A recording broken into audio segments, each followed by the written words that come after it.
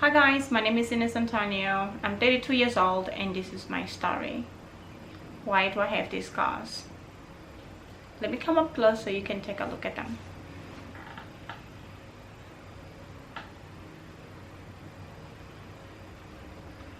And the back as well.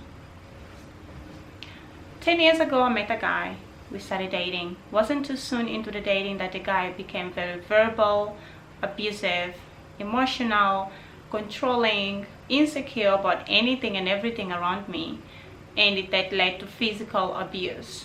So this guy would beat me most of the times and choke me and make me believe that I was the problem into this so-called relationship. I was very young at the time. I think I was about 18 when I met him. He was about 37, and he would always beat me and give me flowers and chocolates and apologize to say that I made him angry. If I didn't make him that angry, he would have not done what he has done. And then that led to him also blaming his work, saying that his work was the one that made him so upset, and this is why he took it out on me, and he's very sorry that he will never do it again. I kept forgiving him because I didn't know any better. I was only a young girl and I didn't have any guidance on how a guy should treat me, and I did not know how to set boundaries. My mother died when I was a baby. Wasn't too soon after that my father also got involved with women. You know, he wanted to move on with his life.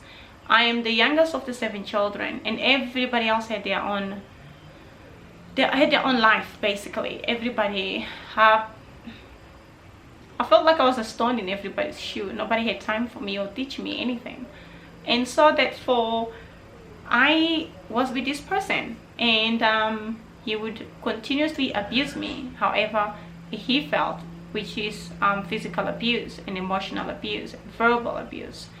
And one day, many months into our dating, I fell pregnant and he forced me to have an abortion. He took me directly to the clinic. I remember this clinic was at Rivonia, Mary Stop Clinic in Rivonia. This way it forcefully took me there, and I had those doctors. He signed everything, and those doctors just did a whole operation on me to take out the baby because he didn't want to have anything with me.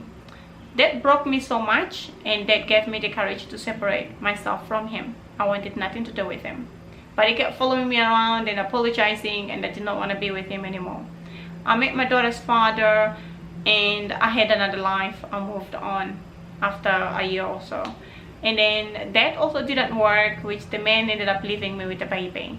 And this is when my ex kept contacting me and apologizing and saying that how well he would look after my daughter like his own, and that he's so sorry for what he's done to me, and that I should please forgive him and take him back because he's a changed man. He went for counseling and is a different person. I can even join him for counseling and everything else.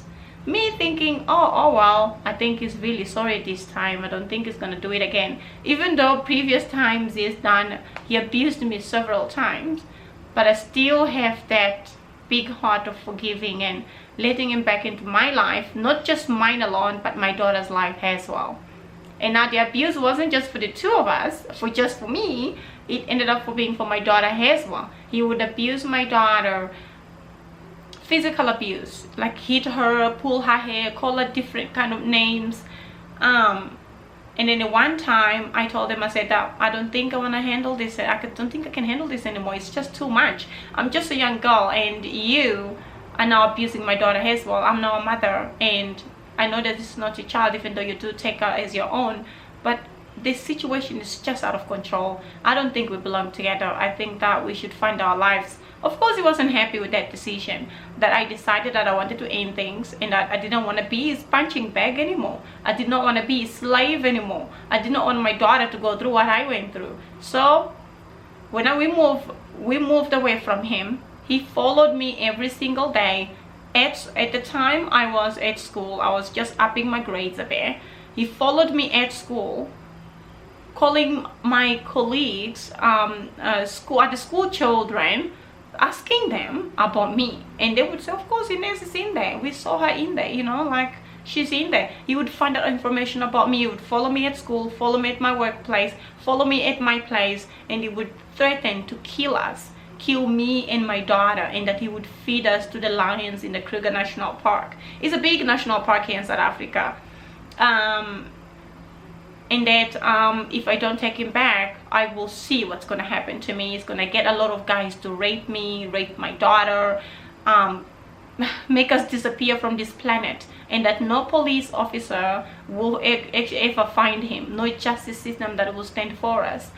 And I did not take him seriously, because even though countless times he did abuse me, most of the times he beat me until my face was skewed, until I was bleeding. And many of those times I called the police to be involved in this situation. He sadly was never arrested. The guy was, this is why it's almost like the justice system enabled this behavior and never protected me and my daughter. And they continuously just come, instead of them arresting the perpetrator, they would just be acting as counselors to try and mend us back again together. And I went to open a case against him. He was never arrested. I opened a protection order against him because so much threat were done against me by him, and it was never taken seriously, until one day me and my daughter were walking from the house. We were going to the shop nearby, and we wanted to also go to KFC. It was on a Sunday evening. I remember that very well. Summertime on the 2nd of November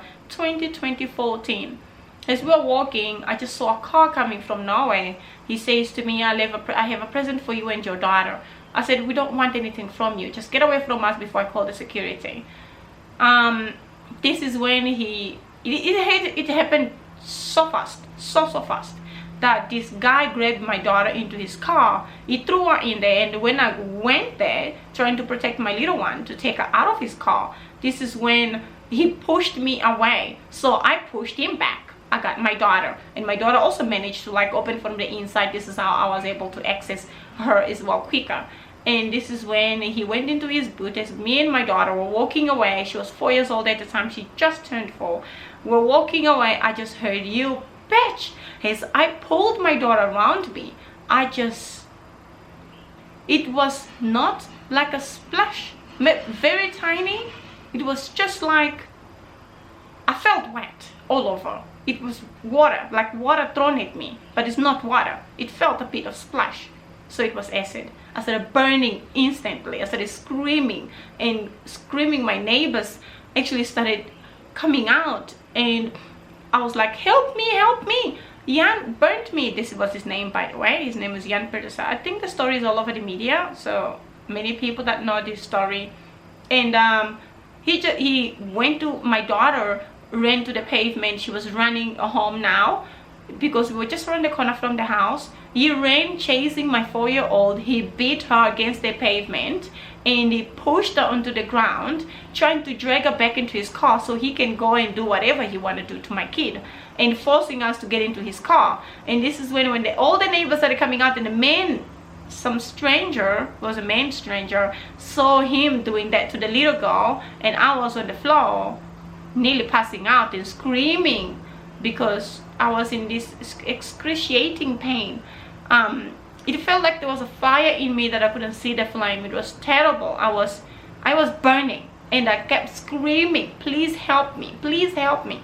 And that good stranger came running, told him, leave the little girl alone. That's when he let go of my daughter, got into his car, and fled the scene. And this is when my neighbors called the police and the ambulance. Police were very impatient, ambulance was very impatient, and I'm screaming because I'm in pain. I mean, my skin is being torn apart. My skin at that time, my flesh is being eaten, it's falling off, like, and the ambulance guy, all he had to tell me was, oh, shut up, you're not the only one that goes through the pain. I looked at him, I didn't say much. I remember that very well, what he said to me. He was very impatient. He was a black man.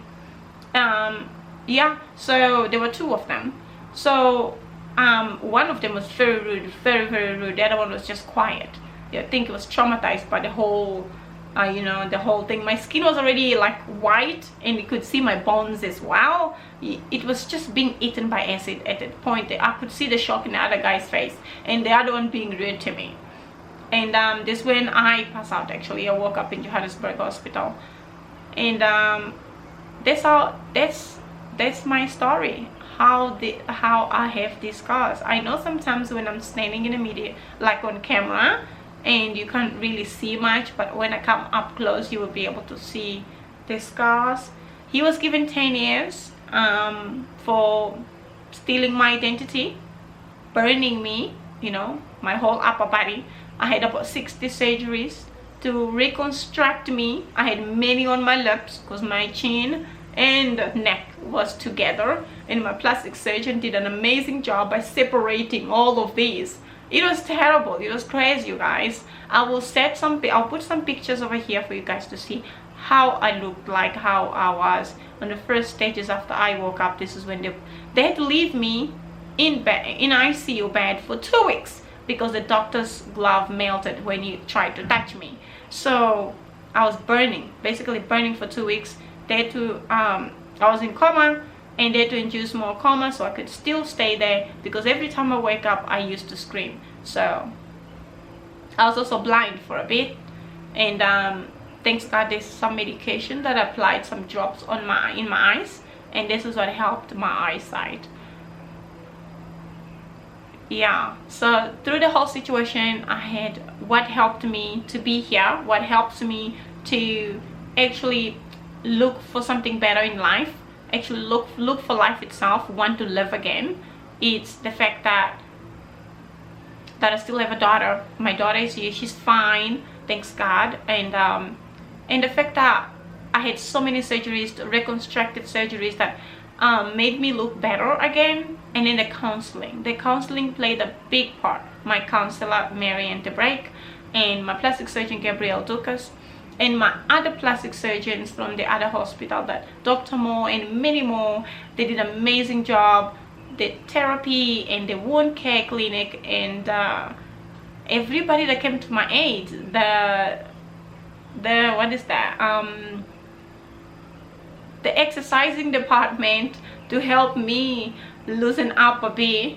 And yeah, everybody played a big role. The charity organizations, people that came into my aid, I thank you, all of you, for so much support, so much love. And that's my story. He said to me that if you couldn't have me, no man will have me. He's gonna make me so ugly that no man will ever look at me. Yeah, for a bit I did feel ugly at the beginning when I didn't have my surgeries, but after my plastic surgeon did the reconstructive surgeries, I feel beautiful again. I feel me again, and I'm not angry at all, because I don't want to be like him. You know, he tried to destroy part of me that I was so proud of, which is my beauty, my appearance. He succeeded for a little bit until I got so much help from everybody, and he lost. He basically lost. And I do believe that he's free out there, maybe, because it's been 10 years now. I think this is the last year that this monster is gonna be out there on the street soon, and one day it's gonna be doing something else to another person, who knows. But yeah, that's my story. Thank you very much, and follow me on my channel if you want to hear more things. I have many more stories to tell. Thank you very much. Follow me on YouTube, it's Ines Antonio, on here on Instagram. Yeah, it would be nice to interact and speak to other burn victims and see other people who are going through different challenges. I've seen quite a few stories, but we have to stand strong and be brave. Taking out a woman's beauty, it's not love.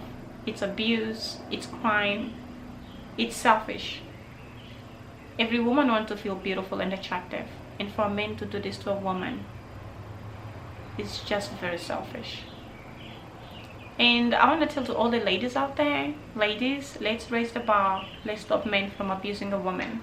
Have your standards. Believe in yourself.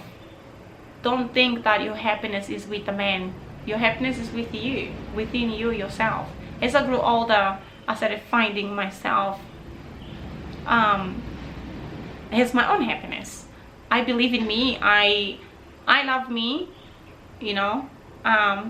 Counseling helped me a lot, helped me to live with what I can change. At this point is scars and what has happened to me. It's not my whole story, it's just part of my story. And I'm not saying that I'm going to leave that behind, but I'm not going to say that I'm going to forget that, but I'm going to say I'm going to put that aside, because it's just part of my story that I went through. I will always relive it whenever I tell my story, and I will use that instead to help others, you know, who are going through the same situation or different ones, that they can relate, that they're not only ones to go through the struggle. I have many stories to share. So please follow and like, and I'll see you on my next story. Bye.